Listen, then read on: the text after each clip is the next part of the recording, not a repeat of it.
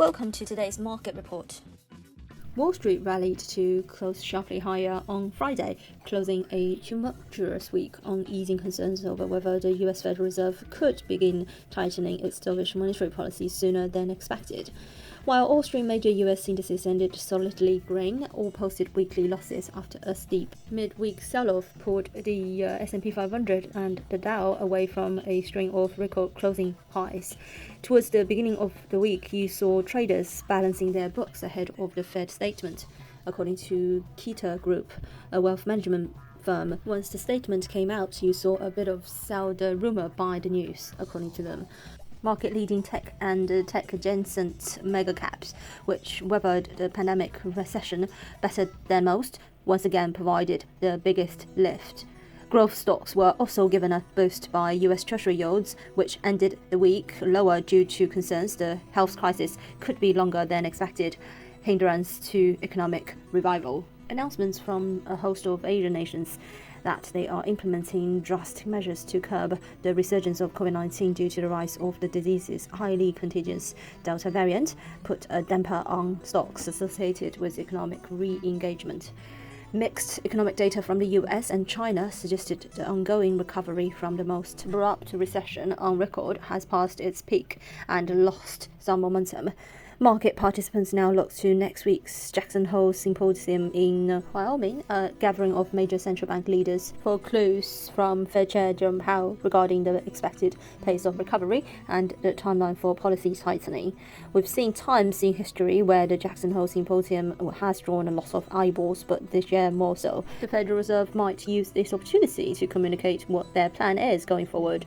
The Dow Jones Industrial Average rose 0.65% to 35,120. The S&P 500 gained 0.81% to 4,441. The Nasdaq added 1.19% to 4,714. All 11 major sectors of the S&P 500 ended the session higher, with tech stocks and utilities enjoying the largest percentage gains. Second quarter reporting season has essentially run its course, with 476 of the companies in the S&P 500 having posted results. 87.4% of them have beaten consensus, according to Refinitiv data. Farm and construction equipment manufacturer Deere & Co. beat quarterly profit expectations and raised its full-year guidance due to robust demand. Still, its shares ended the session down 2.1%.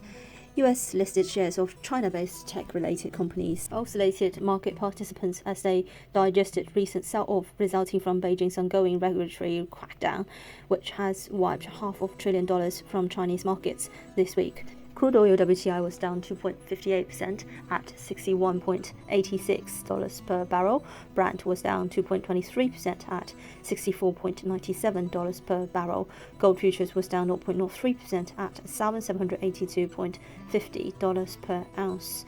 On FX front, the GBP-USD pair added to the previous day's heavy losses and witnessed some follow-through selling on the last day of the week.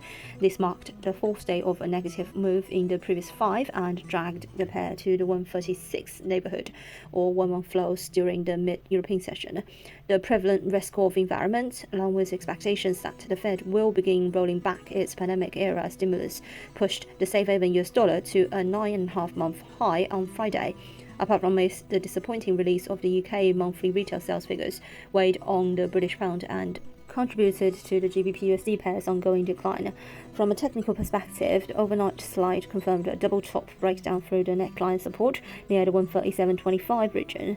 Subsequent weakness below the 137 mark validated the bearish setup and contributed to the ongoing decline. However, oversold RSI on hourly chart held traders from placing fresh bearish bets, at least for the time being. Nevertheless, the bias remains tilted firmly in favor of bearish traders and supports prospects for a fallback towards retesting July monthly swing lows around 135.70 region. This is followed by support near mid-135s, below which the downward trajectory could further get extended and drag the pair towards challenging the key 35 psychological mark. Euro sterling rises 0.22% on weak UK economic data. Euro dollar remains fragile around the area of the recent 2021 low near 116.60. The dollar index was at 93.47. This is today's market news. Thanks for listening. We'll see you next time.